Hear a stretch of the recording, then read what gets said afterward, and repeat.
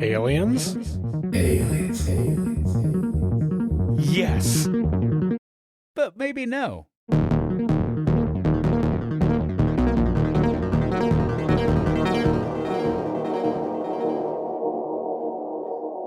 Fee, fi, fo, fum. I smell the recordings of podcastmen. Huh? Right? I don't like it. Okay.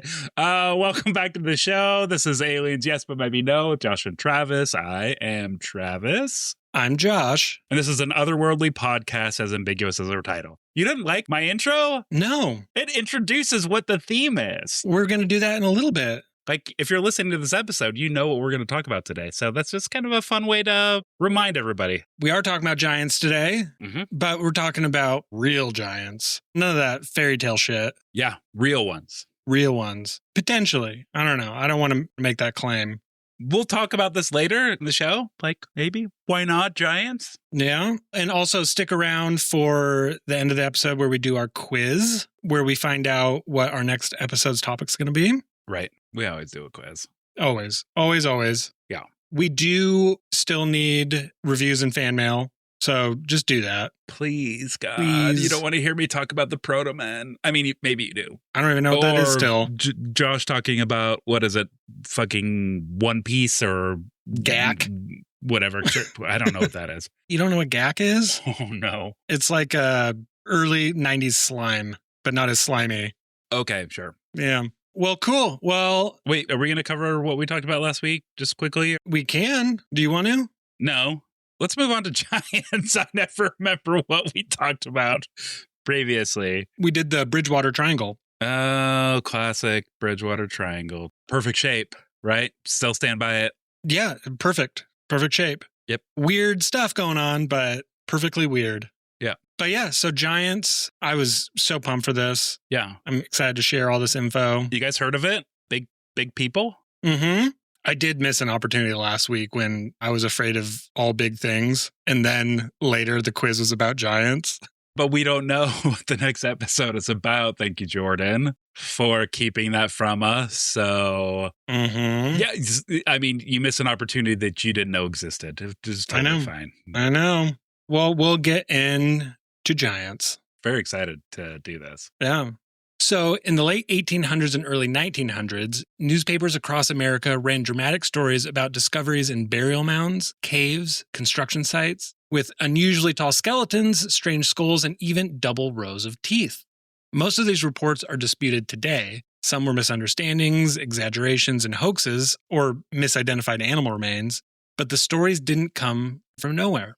Traditions of giant beings appear in cultures around the world, from the Nephilim of biblical tradition to the Cetica of the Paiute oral history and giants of Malta. So today, we're not here to declare, like I said, that giants definitely walked on the earth, but we're going to look at the old reports, the legends, the archaeology, and the reasons so many people believe parts of the story may have been overlooked or covered up. So what I don't like about that is the double rows of teeth. I think that is very upsetting. I don't know why anybody would need double rows of teeth. They got to chew more. Unless you were a shark, which have double rows of teeth, but that just means they're replacing teeth as they're chewing. So a shark's body is constantly making teeth. Yeah. This double row of teeth, it just seems scary. Like if you were to look at a mouth with 2 rows of teeth. Yeah, extra teeth. It's like something out of a horror anime. Yeah, it would be terrifying. Absolutely terrifying. What does another row of teeth serve when it comes to chewing? Like more surface area? Yeah, that's what I would think. Like a horse, if they don't chew like we do, if they're more like grinding. I don't like that. No, you shouldn't. I don't like that lends a little more credence to how we started the show. I'll grind your bones to make my podcast or whatever. I'm still deciding if I'm going to keep that in or not. Now you have to keep it and double it. Nope. I'm going to bring it up throughout the rest of the show, which is going to make editing a nightmare for you. So that is staying in 100%. Damn it. Okay, so before we get into modern accounts, we've got to go back to where giant stories really take off. the ancient world. Toot, toot, toot. Wow, bow, bow, bow, bow, bow. T-shirt cannon, confetti, glitter. Now I have glitter everywhere. In ancient Mesopotamia, the world of the Sumerians, Akkadians, and Babylonians, some of the oldest written myths describe gods ruling heaven, earth, and the underworld. Okay, on board for that. Yeah. Heroes appear who are part human and part divine. Flood narratives reset the world. Guardians such as Humbaba, the immense protector of the cedar forest in the Epic of Gilgamesh, stand as early examples of larger-than-life figures. So what we're doing is establishing, like, bigger people being involved in human civilization. Like, people think the gods were giant and all these mythological characters were bigger than humans. Yeah. The ancient Greeks were obsessed with giants. The Titans from the earliest generation, born of Uranus, the sky, and Gaia, the earth. Their siblings included the Cyclops. The Cyclops is an offspring of Poseidon. There are one-eyed smiths who forge weapons for the gods. Gaia gives rise to the Gigantes, who wage another war against Olympus. Fun fact, the Gigantes, or plural Gigas, is the origin of the modern word giant. Oh, thank you, Greeks. In the Norse world, the Jotnar appear as ancient, often colossal beings of frost, fire, mountains, and forces beyond human control. And those guys are always fighting against the Norse gods. Interesting. The giants of the Hebrew Bible show up as massive beings living among the rest of us. First, you've got the Nephilim in Genesis, right before the flood. The word is debated. Some translations call them giants, while others connect the name to fallen ones. Either way, they're described as ancient figures, heroes of old, and men of renown. Big men of renown. Right? Oh, yeah. The biblical numbers, Israelite scouts returned from Canaan saying they saw the descendants of Anak, people so enormous that the scouts felt like grasshoppers beside them. Yeah, that'd be scary. That's beyond big. That is, if you think about a grasshopper next to a human being, that is like blocking out the sun big. If I was next to someone that was 12 feet tall, I would be terrified. Bigger than 12. Oh, yeah, bigger, think of for a sure. But grasshopper. I would just be terrified. Like something's wrong. I mean, I think that there's a little bit of artistic flourish here. I don't think Oh, they for actually sure. felt like grasshoppers. That was just like an impression. Right. If you were to take that literally, they would be so big that they would block out the sky. Yeah. If you're going like 1-to-1, where like a grasshopper jumps like 400 times its size. Like if humans could jump like a grasshopper could, we would jump like a football field. Well, maybe us jumping as a grasshopper size is 400 times more than what a giant can jump. Maybe a giant can jump at all. The biology of that, what it takes to support such weight. I think a good community. I think a supportive family. Yeah, to support. Sure. Yeah. Okay, so you've got also Og of Bashan. Deuteronomy calls him the last of the Rephaim. Another group often connected with giant traditions. His bed, or possibly his sarcophagus, which means he was literally sleeping in his deathbed, is said to be about 13 and a half feet long. And then there's Goliath. We've all heard of Goliath. He stands somewhere between 6 to 9 feet tall. Yeah, we know. We know that. Everybody knows a Goliath. Okay, so this is a weird spelling, guys. Gigantija. Gigantia, Temples of Malta. So you're going to have to excuse my very Caucasian tongue. I'm going to do the best I can. So outside of holy books, you find giant stories attached to actual places. Massive structures, so old, so heavy, and so hard to explain that people started asking, who could have possibly built this? I ask that a lot. Don't we all? Yeah. I mean, like, scaffolding exists back in this time, and simple machines, planes, which is part of a simple machine, pulleys were existed here. So there were ways to make these great structures, and they were a, like, vanity project for whoever was in charge, right? I think. I mean, yeah, there are some that make sense, and then there's some that do not. For sure. In Malta, these don't make sense to me. So take Gigantia on the island of Gozo, Malta. The name literally means place of giants. According to the Gozotan folklore, Gigantia was built by a giantess named Sansuna. She was said to live on nothing but broad beans and honey. She had a child by an ordinary man and carried her baby on her shoulder while hauling giant stones across Gozo. In other local stories, Sansuna's whole job was moving megaliths around the island. There's even a huge limestone slab known as Sansuna's Rock. So she was just like carrying a baby and moving rocks around. Yeah, that's a strong, independent woman. That's a strong, independent woman, but that's also like a way for people to explain why there are big rocks where they are. It's almost like creating the lore around something that is what you experience day to day. So you're like, how did these giant rocks get here? Oh, that was Sansuna. She picked up rocks from this area and put them in this area. I mean, these are huge, though.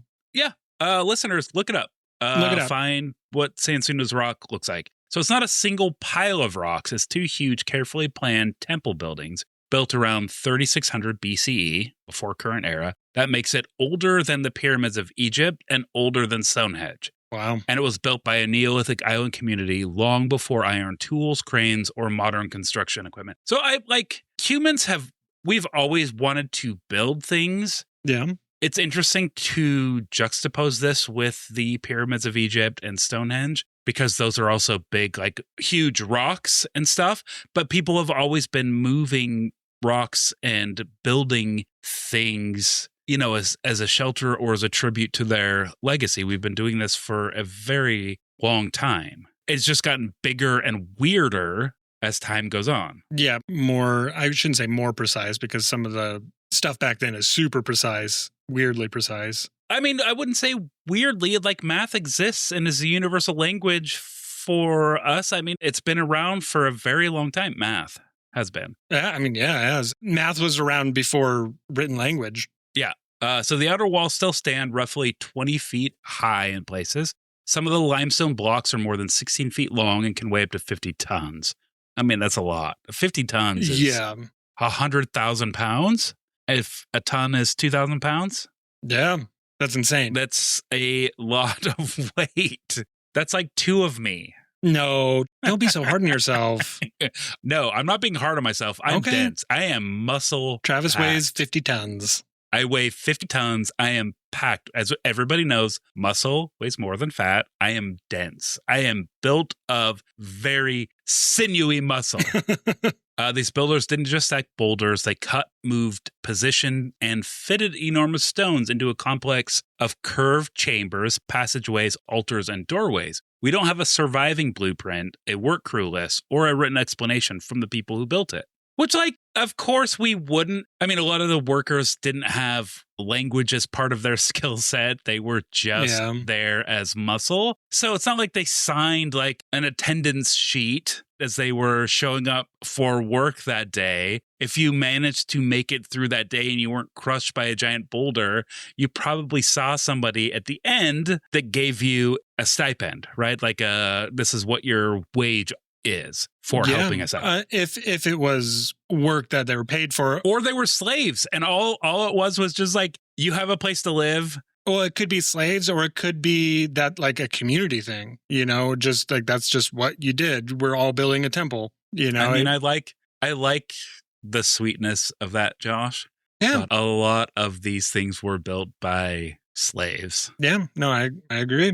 Which sucks. It does. It sucks. Yeah, I think there's probably both. I think there's a lot of people that, you know, they were part of a community. They needed to build a wall around their village, you know, so they came together. I mean, it was just a communal thing, especially in early history. I think that's very true, but I think these things that are vanity projects are not built communally. I think this is, me personally, I think these are built by indentured people that don't have a choice. They don't care about warring neighbors or anything like that. This is a vanity project. Whereas like people within the community are worried about warring neighbors and will want to build a wall. So I think that like community is more about function and the slaves are more about vanity. And these things like temples and pyramids, which we definitively know were built by slaves, which were vanity projects of the pharaoh, as the pharaoh was a very young person, usually male, building these tributes to their legacy. Okay. Whereas like the Great Wall was meant to like keep roving bands of raiders out. Right. And that was like a duty to the country. You said duty. I did. Love it. Okay. So that was the ancient world. We're going to move, I think, a little bit more forward with the natives. We're going to talk about the red-headed giants of Lovelock Cave. So this sits right above the Humboldt Sink in western Nevada. It's a major Great Basin archaeological site and a frequent focus of American giant legends. So the Northern Paiute oral tradition tells us of a hostile group called the Sitka, often translated as tule eaters. Tule is a type of marsh reed used to make rafts and shelters. But Sarah Winnemucca Hopkins, a Northern Paiute writer and activist, who I think was the daughter or granddaughter of Chief Winnemucca, she recorded one version in her 1883 book, Life Among the Paiutes. She described a small tribe of barbarians who attacked her people.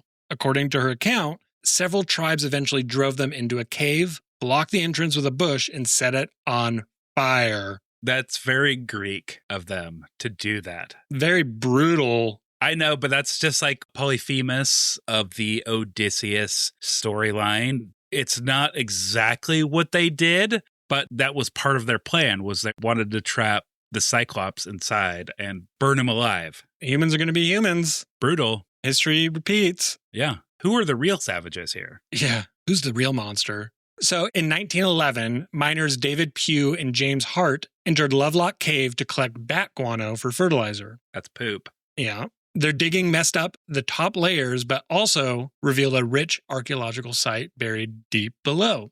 Archaeologists came in and excavated tens of thousands of artifacts and at least 45 human burials. And among the most notable finds were 11 finely made duck decoys woven from tule and decorated with feathers, and bodies with reddish-brown hair, just as the Paiute had described. So there's something there. Definitely something. I mean, one of the docs that we watched, a woman had red hair that was part of like her headband. Mm-hmm. And had been wearing that for a long time. I don't know if they ever did DNA testing on it.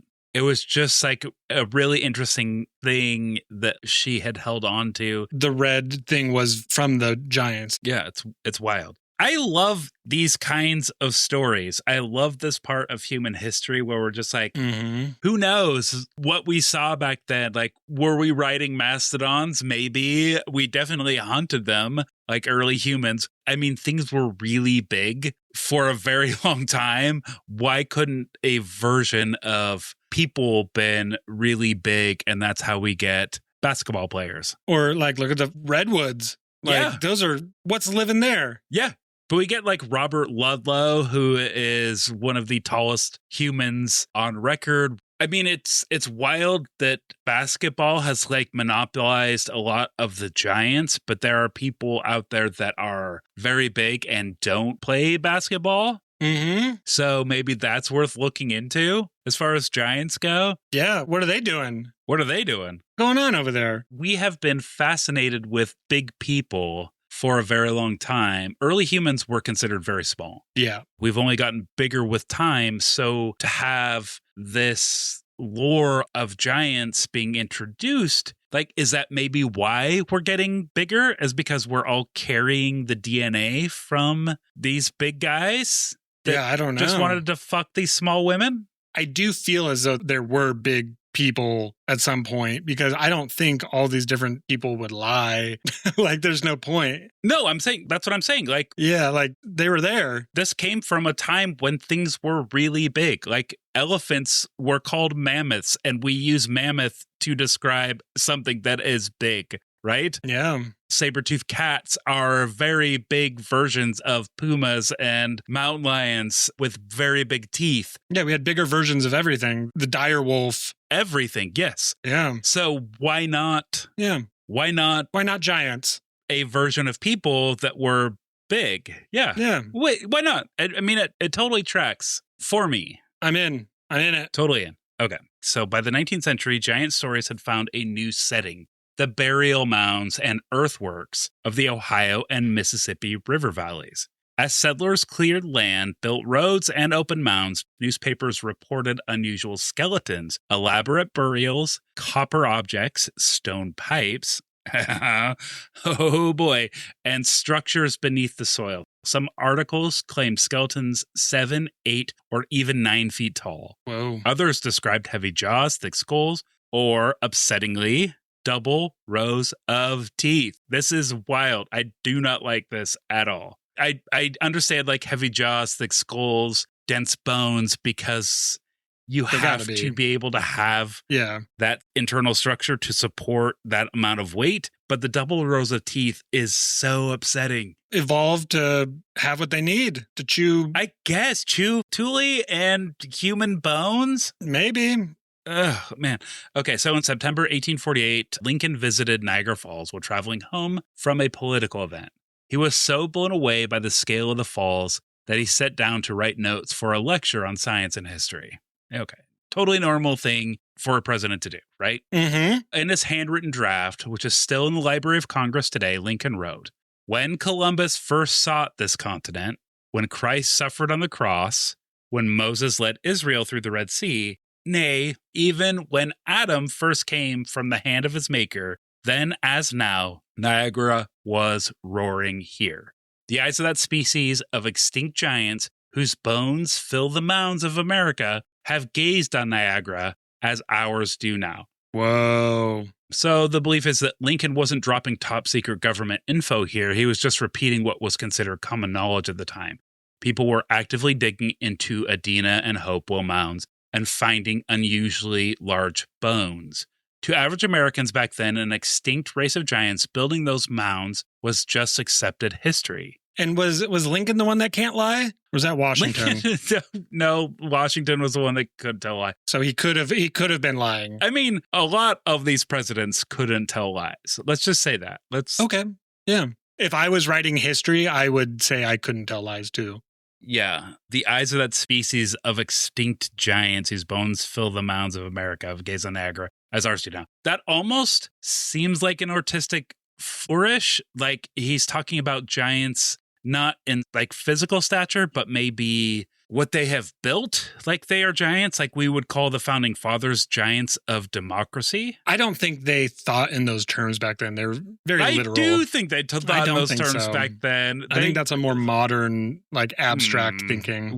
That is a still modern, I think, a modern idea. We talk about our founding fathers as being pillars and giants of democracy. Yeah, we do, but they didn't. Oh, I think absolutely they did.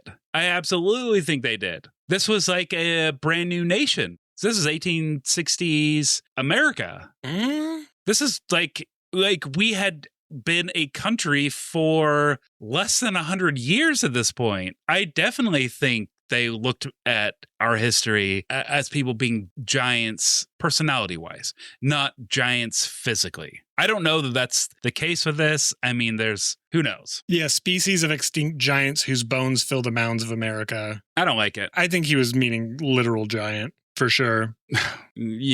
That's fine. So mound builders and newspaper headlines is where we're going to go next. Throughout the 19th and early 20th centuries, regional papers across Ohio, West Virginia, Indiana, and Pennsylvania ran report after report on skeletal finds.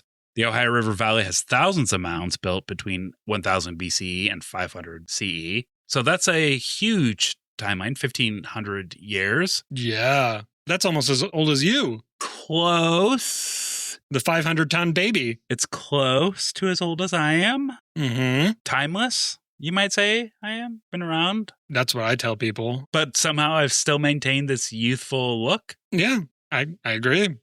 The Ohio River Valley has thousands of mounds between 1000 BC and 500 CE. When farmers or road crews broke into timber burial chambers, articles from places like the New York Times and local Ohio gazettes listed the same details over and over, which were skeletons measured between 7 and 9 feet long, massive jawbones that could fit around the outside of a living man's face. That is, again, equally upsetting. That tells me they were biting faces. I do not like that. Abnormally thick skulls, sloping foreheads, and again, double rows of teeth. We really want to drive that home. Yeah, they had double rows. So they also had heavy copper breastplates, helmets, and giant stone pipes. Cool. So these guys were like big hobbits, I guess.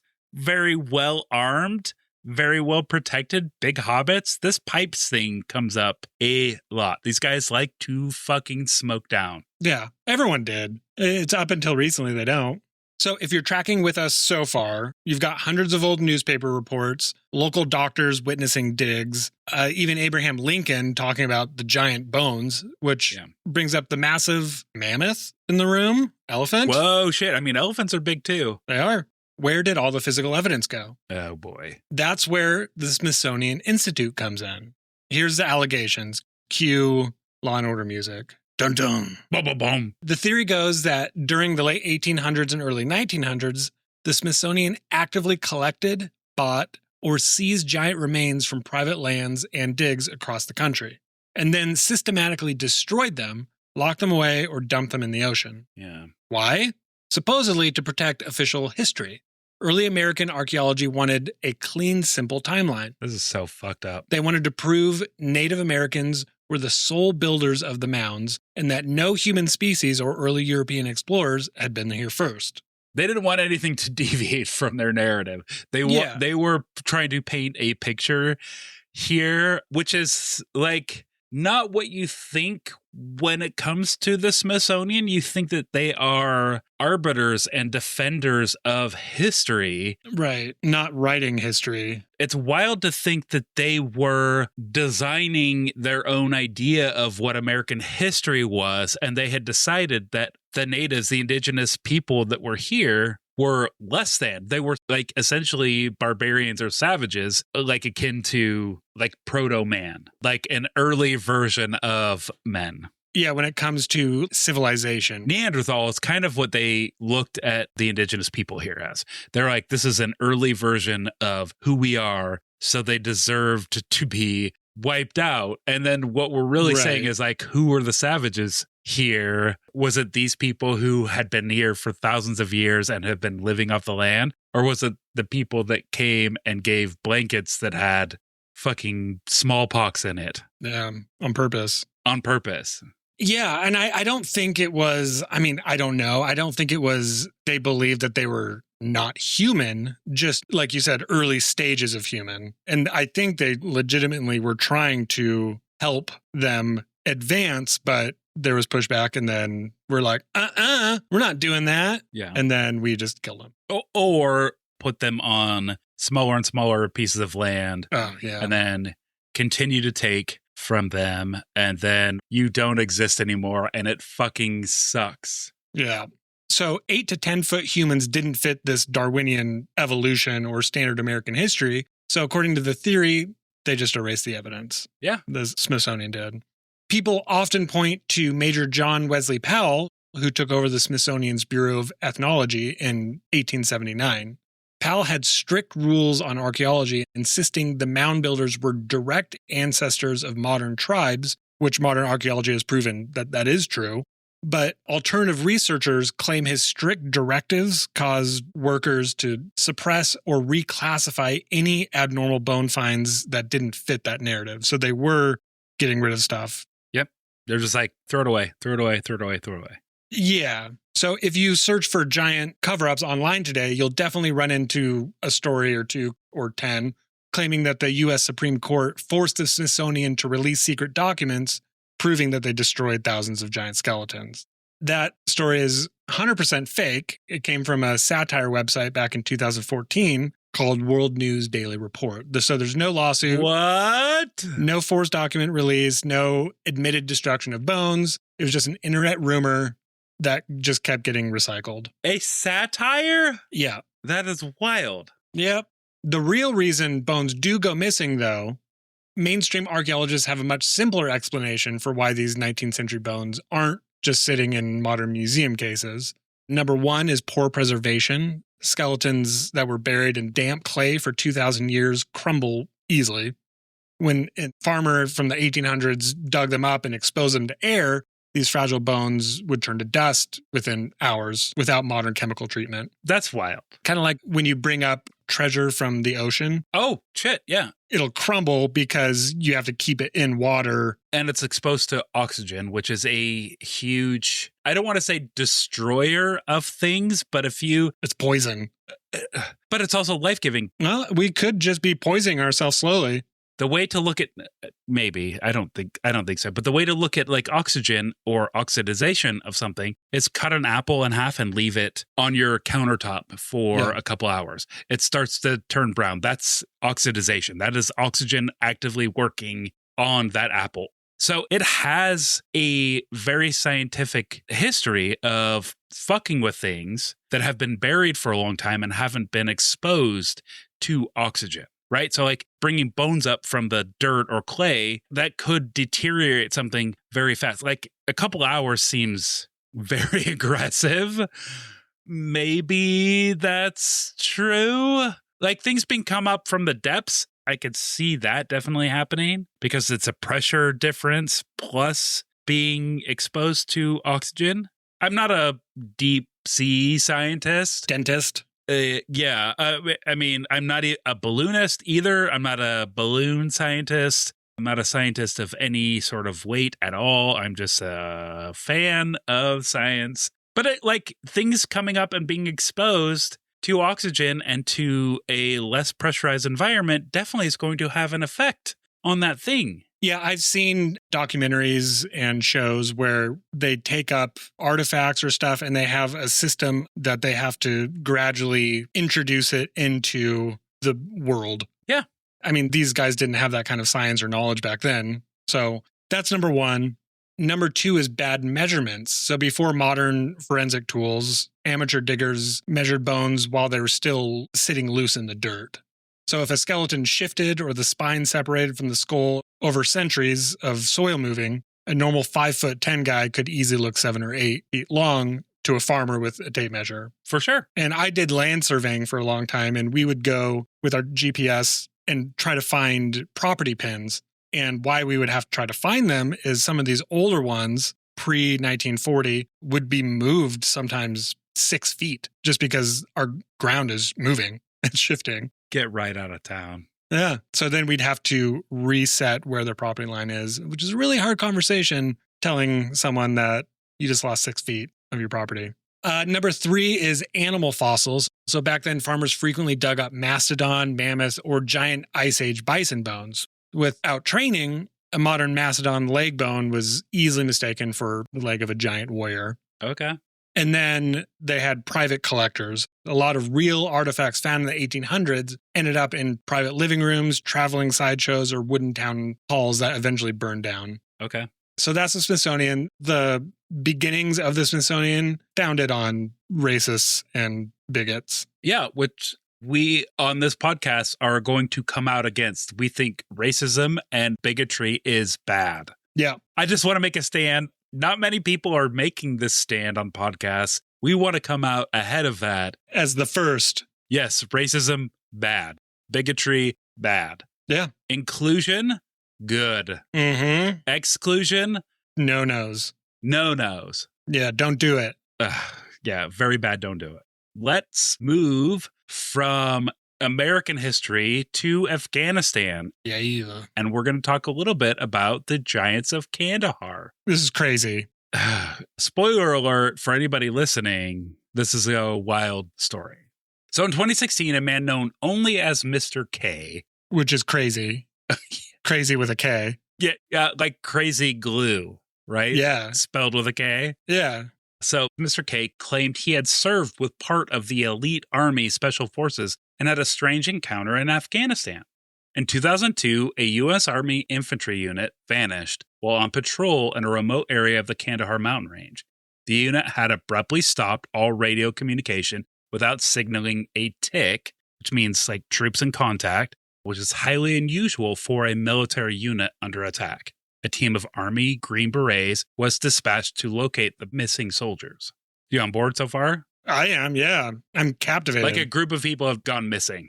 Yeah. A military unit went missing without contact, saying that there was any kind of skirmish or anything. And then Green Berets, who are notoriously very Gentle? competent. Like, I would say gentle, probably not, but competent at the very least. They know what they're doing. They're the best of the best. The best of the best, yes. So while searching the mountains, the team followed a well-worn path resembling a goat trail. Along the way, they discovered a trail of broken American military equipment, including radio antennas, backpacks, and pieces of uniforms belonging to the missing unit, along with scattered human bones. Sounds bad. Yeah. This sounds like you stumbled across a crime scene. Yeah, I don't know if Green Berets get scared, but that would scare almost anybody. I think they do get scared. I think that's part of being a human. It's just what they do with it. Yes, that's how courage is defined. Like, it's not shrinking down in fear, but it's reacting to the fear. Rising up in it. Yes, exactly. So the trail led the Green Berets to a high plateau or shelf on the mountainside where several large cave entrances were located.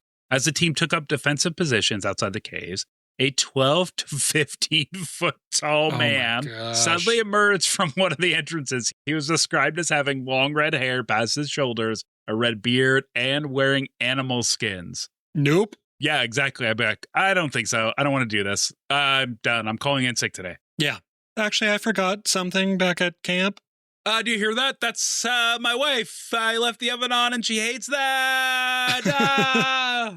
So according to the account, the creature hurled a massive spear or lance from the cave, which impaled a soldier named Dan, killing him.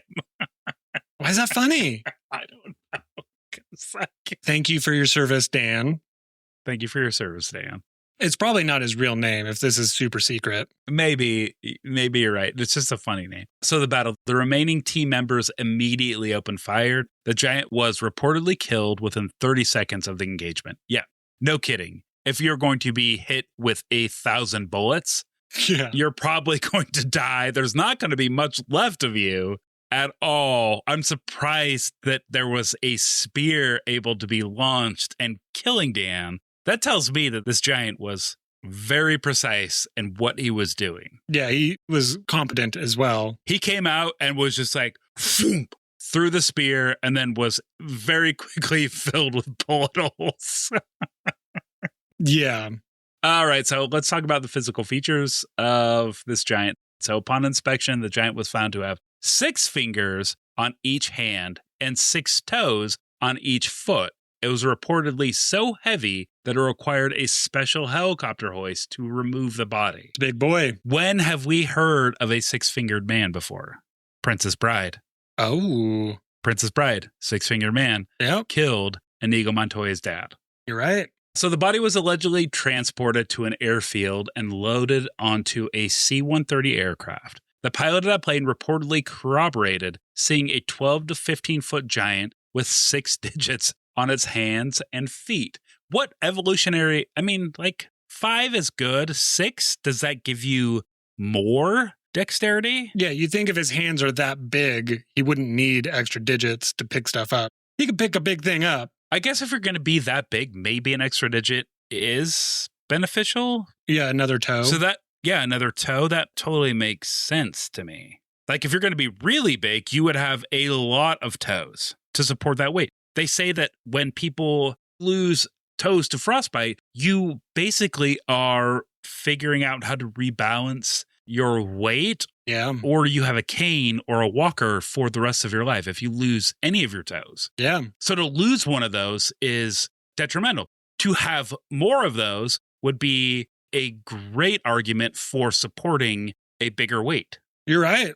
So the Special Forces team was then debriefed and allegedly ordered to rewrite their after-action reports to remove any mention of a giant or unusual creature, instead describing the event as a standard engagement with the enemy. The soldiers were also required to sign non-disclosure agreements. That's always a little sus. Yeah. The incident remained largely unknown until Mr. K went public with his testimony in 2016, driven by a desire to honor his fallen teammate, Dan.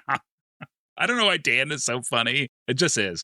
Since then, more and more service members have come forward telling similar stories. Yeah, I watched an interview. With Dan? No, not Dan. It's pretty convincing. I think so.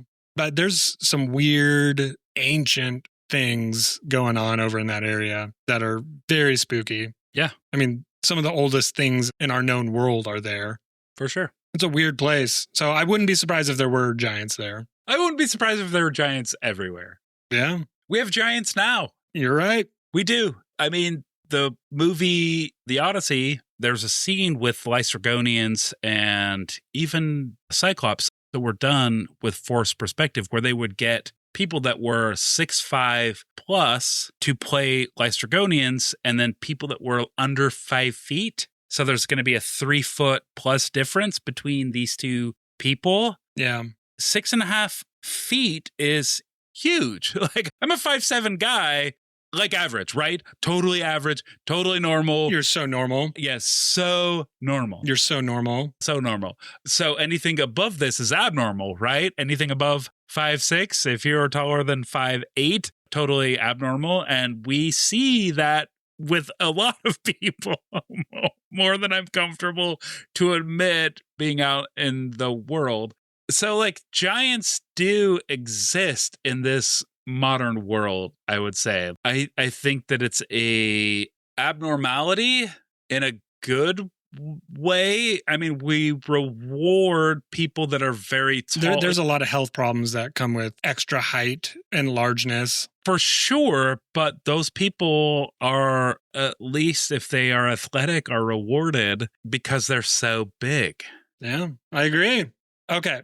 So if you ask mainstream scientists, they'll tell you it's all bad tape measures and mastodon bones. But if you look at the fringe side of high strangeness research, people have a few wilder ideas for what might have actually been going on.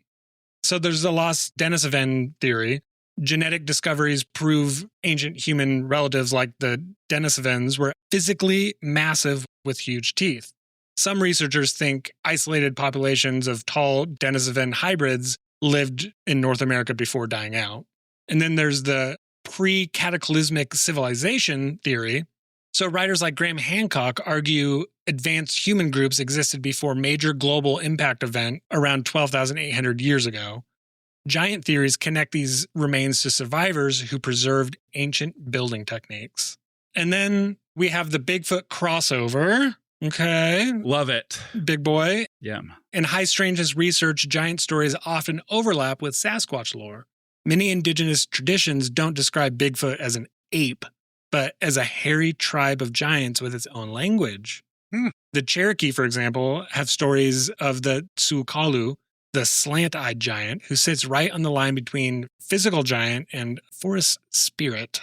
Don't like that. So whether you think this is all down to sloppy tape measures, newspapers, or hyping stories up for money, straight up ignorance, or an actual cover-up, the sheer volume of these reports from all over the world is hard to ignore. When you lined up Maltese stone temples, Paiute history in Nevada, hundreds of American press reports, military whistleblowers, and Abraham Lincoln's own notes, you're looking at a fascinating global pattern. What's crazy isn't just one single piece of evidence, it's how all these isolated cultures kept telling the same story. It really makes you wonder if your ancestors were trying to record what they actually saw rather than just making up myths and stories. Maybe we're still doing that today. I don't know. Oh, maybe. Maybe we're still doing it today. Maybe. Yeah. But it could all boil down to mammoth bones, discolored mummy hair, and campfire stories. Or maybe there was still a missing piece of human history buried in the dirt that we've been too quick or stubborn to write off. Either way, whether it's 1,000 years ago or right now, people have always been obsessed with the idea that giants once walked on the earth. I love it. Why not giants? I do too. I'm in. That's my thought. That's my take. I'm not going to take an hour. You guys know. I think they're real. Yeah. Travis thinks they're still here, but I think they're not. I think they're still here. They are. Is it a huge community of giants? I don't know. Who knows? I mean, I don't know. It depends on, if you look at ancient history, you know, there was myth and lore, you know, the gods. But then you look at the biblical, it was actual people on the earth, like tribes. And I don't think those tribes were crazy large if you think of it as just real on earth people. I don't know. I think giants probably did exist. I think the giants probably still exist, but we don't call them giants. It's just an evolutionary blip. I think there's a reason people are born big. We're looking at Robert Ludlow and Manute Bull and a lot of these other just like really big people. There's a reason they exist. There's a reason for them to be big. Who knows why they are big and how that turned out, but they're big. Like they are tall, big people. Evolutionarily, if you look at that, there's a reason why that has still carried on and why we still look at these people as like, why? Why are they born so big? What is it that makes them so big? And there has to be a reason for it, whether that's... I mean, well, yeah, if it's Nephilim. Yeah, I'm probably not going to say Nephilim, but like it makes evolutionary sense to have big people because they were probably advantageous in battle, right? Like if you got a guy that's a big guy and can hold big things and throw big things, and then any sort of relationship he has with another woman, that's going to further that evolutionary trait. So what do you think about like the missing bones thing in the Smithsonian? Do you think it actually comes down to decay and science, or do you think that they're actually sweeping stuff under the rug? I think they're sweeping stuff under the rug. I think that is a problem with a lot of, I don't want to say historians. I want to keep historians pristine. It just depends on who the historian is. If you're documenting something for a long time and you have an idea of the way history was supposed to turn out, you're going to look for all the reasons that support that evidence. I feel like that is what the Smithsonian was doing, is they were trying to preserve their idea of history. It just wasn't the correct one, and they were erasing a lot of evidence that supported or didn't support their version of history. Yeah, I mean, you see it with Graham Hancock all the time, where he shows up and has proof that these artifacts or buildings or structures were beyond when they said man lived. Yeah. He's constantly shunned by the science community because it is against what they say. And you also see it in Egypt right now. All these new technologies coming in are finding a lot more things that potentially change the history of some of the ancient sites there. And the people in charge over there are just like, nope, that's not true. Like they're just being stubborn because they don't want to change the story. Because that would mean a lot of things to them. Well, and it goes against whatever their theory is. They want to be right, and that sometimes carries more weight than the idea of objectivity. Yeah, there's a theory with like Egypt that maybe the Egyptians built around the pyramids or the Sphinx. You know, some of these things were already there, and they don't want that. They want to have claim to these things. It's a theory. Okay. We both believe. I do. I do. I don't know if there's like mysticism behind it at all. Why not? That's how I see it. Like, yeah, no, okay, fine. Why not giants? And maybe the red hair, and maybe this led to Bigfoot and Sasquatch. I mean, the red hair would not necessarily be a Yeti trait, but why not? Why not? Yeah. Why not big guys? Like, why not big guys? Why not a whole community of big guys? I am firm on the idea that we've been kind of disconnected from the land, anything mystical or in the land. And I jokingly say magic probably would have existed at some point, but we just are so disconnected from everything that it just doesn't anymore. What I say is beer as science, wine as magic, because wine was viewed as a product that nobody really understood. So there's a thing called the God element as far as winemaking is concerned. And that is essentially like yeast wasn't identified until maybe 100, 200 years ago. So wine, it's been fruit or sugar and time. And then back then it just happened. And they're just like, what the fuck? It just happened. Like, and the yeast was converting that sugar into alcohol. Winemakers refer to that as the God element. Like that was Bacchus or Dionysus having their influence over what was being made. Yeah. So I do think that mysticism and magic could be something. You know, I'm not against that idea that there were great mythical things at some point. I'm okay with that. And the cover up, yeah, I think it happened. Hate it. I hate it. I mean, the cover up did actually happen. It's documented. Well, that's the Giants episode. We still have our quiz. That's when we find out about our next episode's topic. But before we get to that, we are going to do our fan mail and review. And we don't have any. Oh, boy. Okay. Proto Man. Here we go. We were going to record a week ago. We're like, no, let's just wait and do that. But nope, we never got any. That's sad. That's too bad. Okay, so the Proto Men. Let's talk about the Proto Men. They are a band. They are a nerdy band. Oh, this is music. Okay. Yeah, dude. If you haven't been listening to the Proto Men, you are missing out. They are a concept band out of Nashville, and it's a group of musicians that really wanted to tell the story of Mega Man. So they have 3 acts where they talk about the lore behind Mega Man. The video game? Yes, the video game. Yes, okay. The video. Yes. So Act 1 is like Dr. Wily taking over and Proto Man attacking Dr. Wily and then falling and being totally cast aside as far as the population is concerned. Act 2 is like a prequel where they talk about Thomas Light and Dr. Wily's conflict before the rise of Proto Man. And then Act 3 is the building of Mega Man and how he's looking back. Thomas Light is like, you don't need to go down this path of sadistic vengeance. I would really advise against it. And then Mega Man goes against Dr. Wily's troops. We're all robots. Like you have Woodman, you know, all the guys from Mega Man. Woodman, Gutsman. I know nothing about Metal Mega Man, Steel Man.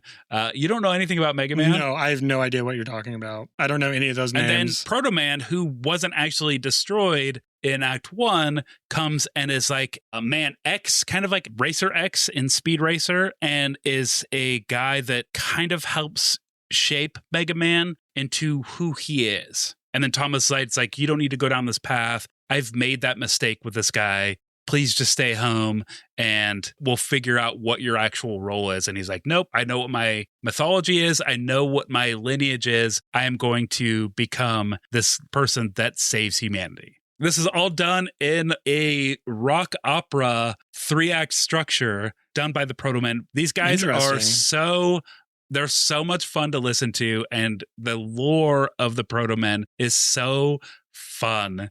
If you just do like a quick I'll look it up. Like a Google search and then go down this Wikipedia rabbit hole. It is so much fun. But their music is great. Think like Repo the Genetic Opera. If you're a fan of Hamilton or a fan of Rocky Horror Picture Show, like they're very theatrical with their music, like Bat Out of Hell from Meatloaf, very theatrical. This is very much in that same vein. Well, I'm excited that you're excited about that. I'm very excited. I could talk about the Proto Man for a long time. It was like double nerd, like music nerd and game nerd and maybe theater nerd. Mm-hmm. A little bit of that. I mean, they're very theatrical. They will paint their faces and dress up in these characters. Wow. It is like incredible. If you just look up Proto Man on YouTube and watch their Act 2 performance, maybe I'll post a video in our show notes. You should. That would be incredible. Well, thank you for sharing one of your passions. Yep. The reason he did share that was because we didn't get any fan mail, and it's kind of like a punishment. It is a bit of a punishment. If you don't want to hear us talk about things that we're passionate about, please, God, please give us a review. We need it. Give it to us. Okay, well, now we are going to get to our baseline quiz.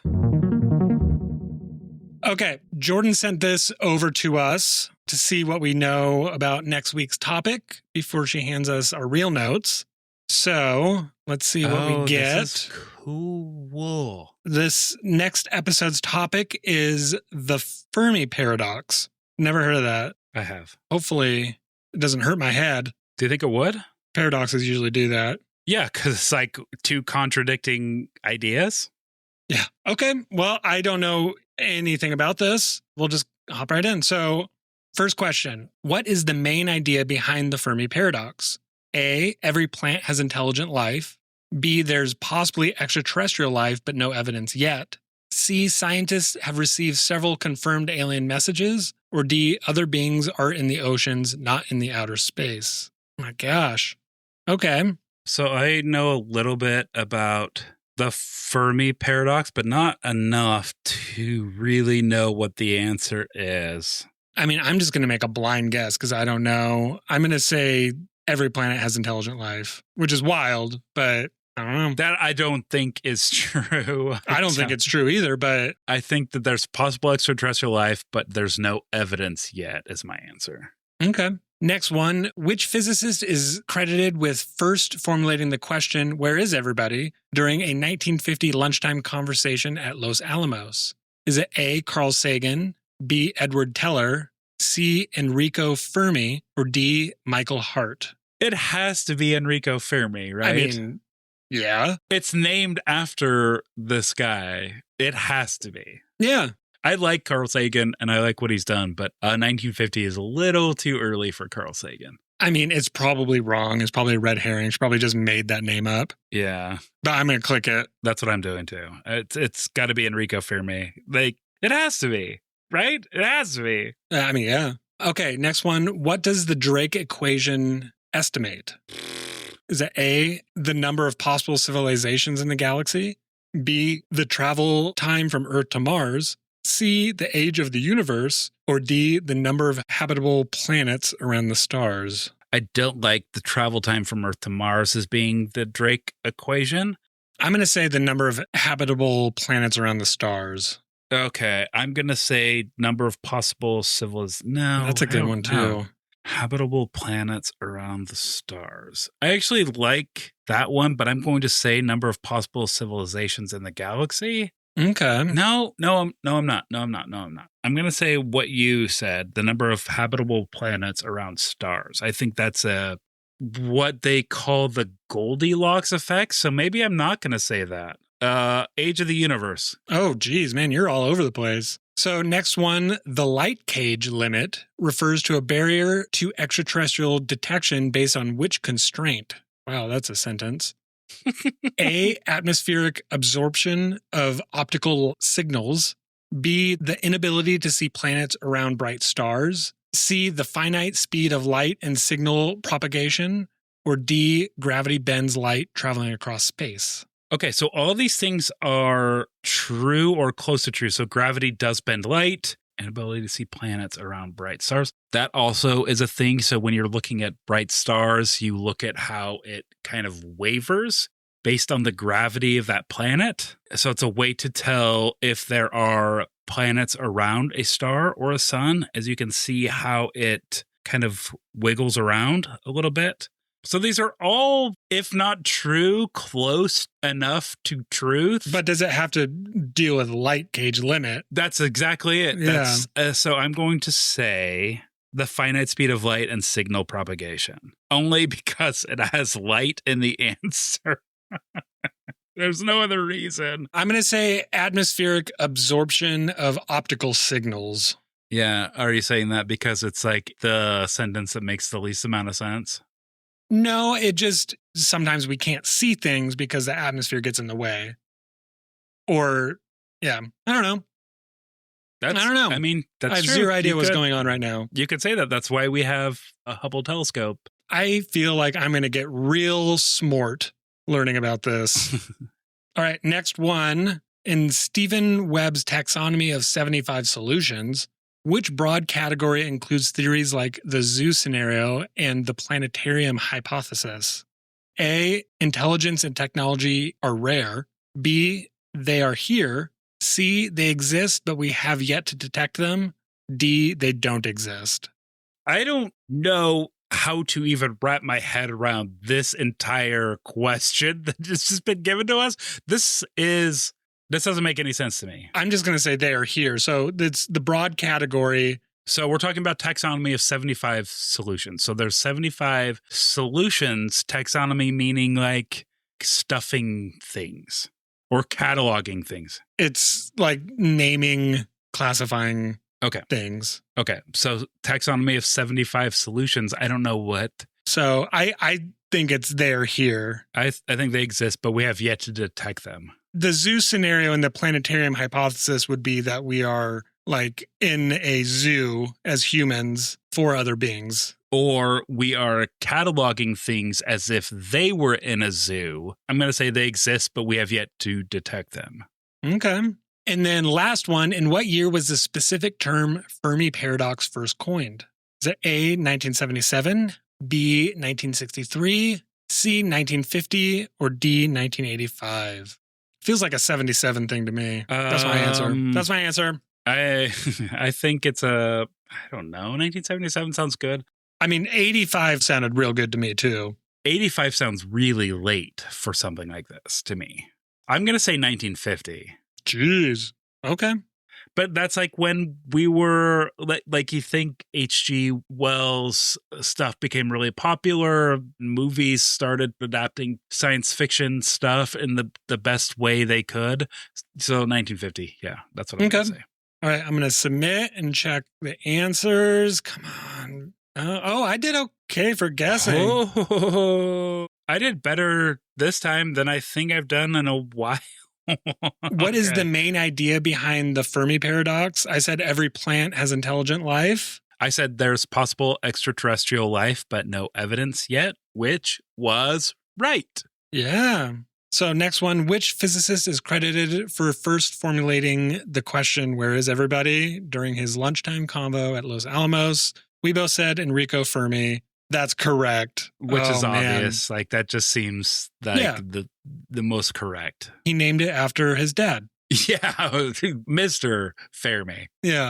All right. What does the Drake equation estimate? I said the number of habitable planets around the stars. I said the age of the universe. And it was the number of possible civilizations in the galaxy. That was your first pick. That just seems so wild because you have to set a baseline. Maybe they have it. Ugh. Okay, next one. The light cage limit refers to a barrier to extraterrestrial detection based on which constraint? I said atmospheric absorption of optical signals. I said the finite speed of light and signal propagation. Oh, you got that right. I did. Cool. Because I had light in the answer. I'm using a little bit of context. Maybe I'm getting smarter. That's good. The next two questions do not support that claim, though. Okay, next one.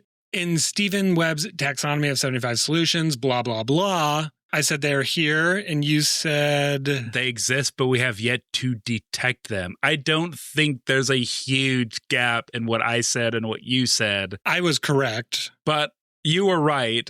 They are here. I said they exist, which means maybe they are here. We just don't have a way to detect them. I think the zoo scenario in the planetarium is them. Like we were placed here to be specimens. Okay. I don't know. We'll find out. All right. And then last one. In what year was this specific term Fermi paradox first coined? I said 1977. I said 1950. And it was 1977. There we go. So that's going to be the topic for next episode, the Fermi paradox. I'm super curious on how we're even going to do this episode. But I like it. It's going to be big, full of science and science fiction. And I'm not good with science. I don't know how we're going to do it either. This is going to require, I think, a lot of heavy lifting on Jordan's part to help us wrap our head around what the Fermi paradox is. Well, I'm excited to get into this. Cool. Well, thank you for taking this stroll of giants with us and this little side quest of the Fermi paradox for next episode. Giants? What do you guys think? Yep. Let us know. In the comments, all those places, everywhere. Sure. How can they find us? Aliens, yes, but maybe no at gmail.com. Yeah. And then in the show notes of this episode, it just says text us, and you can click that and it'll just go to your text app, whatever you use to text. And you can just text us like you're texting a friend. Isn't that what we are? Yeah. Friends? I mean, you've been listening to us for a while now. Aren't we all friends at this point? Chums. Good old pals. Yeah. Yeah. All right. Well, we will chat at you next episode. Okay. Oh, thanks, Jordan. Yeah. Thank you, Jordan. Bye. Bye.